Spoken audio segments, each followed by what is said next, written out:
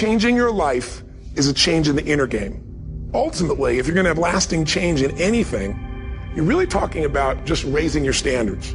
I mean, I always tell people, if you want to know how to change your life, I give it to you in 3 words, boring as it sounds: raise your standards.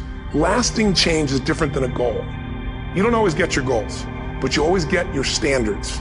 Everybody in life gets their musts. They don't get their shoulds.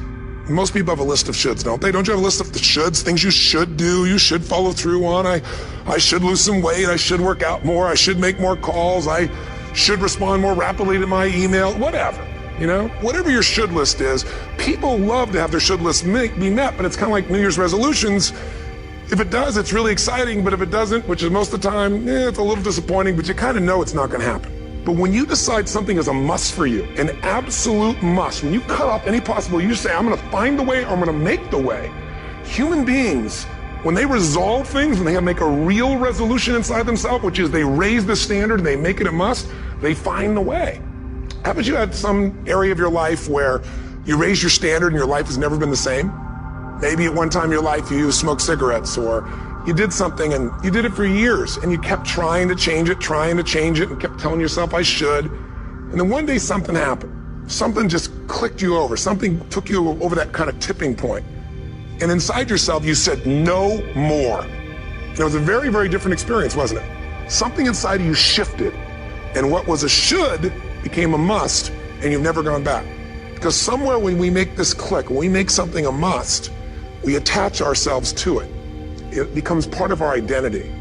Most people, if they really look at how they're living their life today, it's based on a set of standards, a set of beliefs that they made choices about 10, 20, 30 or more years ago. I mean, very often we made decisions in our youth or very young about what to believe, about what we were capable of, about who we are as a person, and that becomes the glass ceiling, if you will, that controls us. Take a look at any place you've got a limitation and ask yourself, when did I decide to accept that limitation? And you may not even see it as a limitation. You might see it as just that's who I am. But so often in our lives, we've adapted to be a certain way so that we don't fail or so that people will like us or respect us, but it's not necessarily who we are. Joy comes when you're spontaneous. It's really hard to be truly happy when you're not being yourself. And most of us have no clue who we are. And so a big part of my work, if you've ever been to an event, you know, is to get people to do things spontaneously without thinking, because that's when the real you shows up. That's when the energy comes alive. And when you do that, when you start to connect to your true nature, suddenly there's energy available for you to set a higher standard for what you want in your life. So the secret to real happiness is progress. Progress equals happiness. And if we can make progress on a regular basis, we feel alive. And that's why at the beginning of the year, we get this thing like, okay, I can have this fresh start. I could really do what my soul desires. I could expand. I could grow. I could improve. I could change. Or maybe better than change, I could progress. You got to say, I got to take control of this process and not just hope it's going to work out like people do who make a resolution. Think about that. Progress is an aliveness to it, doesn't it? You don't have to work at changing. People say all the time now, well, I'm working on changing. Don't worry about it. You don't have to work on changing. Change is automatic. Your body's going to change whether you want it or not as the years go by. And no matter how hard you work, there's going to be some changes going on there. The economy is going to change no matter what you want it to do. The weather is going to change. Relationships are going to change. Everything in life is always changing. We don't have to work on change. Change is automatic, but progress is not. So if you want to make real progress, then you really got to look at your life in a different way. But one of the most important decisions you make in business is, ultimately, if I was going to sell this, if I chose to, I have to know who would I sell this to so that I have long-term value, not just an income along the way. I have this critical mass hit. I get a multiple of my business. And most people don't have a clear exit strategy. They think I'll come up with that someday. You got to start with that end in mind. That's got to be part of your focus if you're going to be successful in your business. Whenever people fail to achieve their goals 99.9% of the time, and you ask them why, they'll tell you it's because of a lack of resources. That's what all these things are. I didn't have the support, right? I didn't have the money. We didn't have the time. We didn't have this. We didn't have that. There's a resource that people believe is missing. And that resource belief structure then keeps people from ever being able to really lead. Because what leaders do is they find a way to maximize whatever resources they have, as little as they may be, and they don't believe in limited resources. Resources are interesting, but the ultimate resources are the feelings of emotion that make you resourceful. Success and failure are not giant events. They don't just show up. You don't just suddenly become successful or suddenly have this cataclysmic event that makes you fail. It may look that way, but failure comes from all the little things. It's failure to make the call. It's failure to check the books. It's failure to say, I'm sorry. It's failure to push yourself to do things physically that you don't want to do. And all those little failures day after day come together until one day some cataclysmic event happens and you blame that. That event happened because you missed all the little stuff. Do you agree with me? And success, by the way, is not some overnight event. It's all these little things.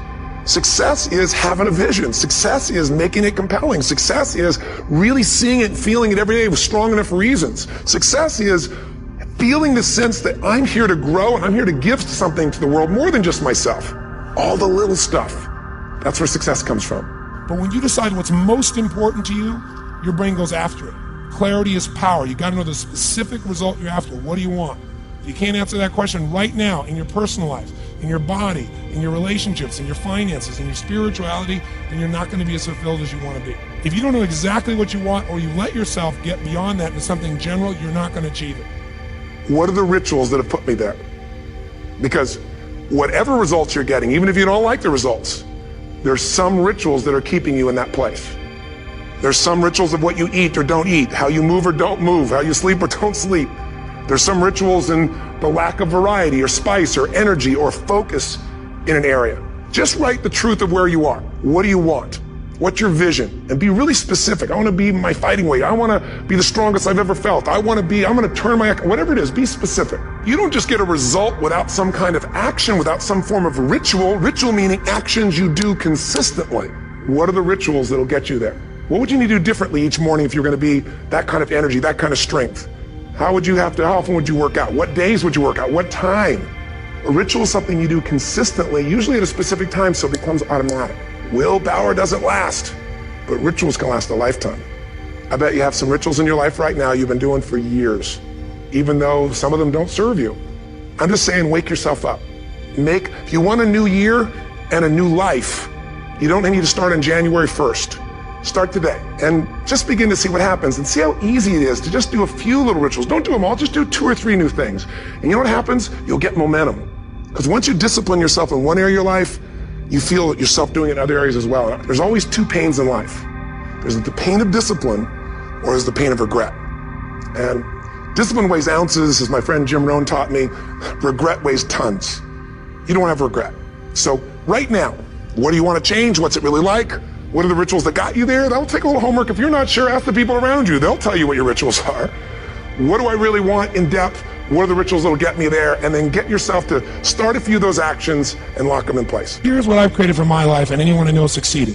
I'm a 17-year-old kid from Azusa, California, with no real education other than self-education, with no background, with no money, but I did one thing. I love people. And I had an enormous demand I made upon myself, and I sculpted my mind and my emotions to get me to do whatever it would take to achieve and to contribute. But to do that, I did it by using my body and changing my focus. I did it by putting myself in a peak physiology and using what I call incantations. So starting when I was 17, I started doing incantations, not affirmations. Affirmation, you go, I'm happy, I'm happy, I'm happy, I'm happy, I'm happy. What's the problem? You haven't changed your what? Physiology. If you don't change your physiology, you won't get anything. So in incantations, not only you speak it, but you embody what you're saying with all the intensity you can. And you do it with enough repetitions that it sticks in your head. Like It's a Small World, now the conversation in your head is always the same and it gives you what you want. So you use your body and your voice. I will do something that I still do backstage and have done for 23 years. Because I don't hope I'm going to be in a good state, I demand it. So I do an incantation using my whole body. I'd say, I now command my subconscious mind to direct me in helping as many people as possible life today to better their lives by giving me the strength, the emotion, the persuasion, the humor, the brevity, whatever it takes to show these people and get these people to change their lives now. Human beings absolutely follow through on who they believe they are. If you define yourself as somebody who is really conservative, you're not going to be crazy and act nuts unless you're really drunk or something, and then you can say it's the alcohol. When it's really just you finally getting permission to be yourself, the alcohol is your excuse. If you're a really crazy person, you act crazy, outrageous, playful. You don't act conservative because it's not who you are.